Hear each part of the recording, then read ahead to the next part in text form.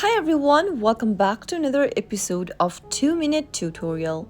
In today's video, I'm going to show you how to log out of your Tome application. If you are looking for a way to log out of your Tome application but you are not being able to do so, then here is how you can do it in a few simple steps. Open your Tome application and from the main home page, tap the menu icon at the top left-hand corner. In the pop-up, you'll be able to see a Logout button. Tap on it and you should be able to log out of your Tome account. If you ever want to get logged in again, you'll need to go and tap on the sign in button and follow through the on-screen prompts in order to get access back to your account. Enter your credentials correct and you should be signed in no time. That was how you can easily log out of your Tome application using your iOS device. If the video was helpful to you, go ahead and give us a thumbs up. I'll be back soon with more videos like this. Thanks for watching.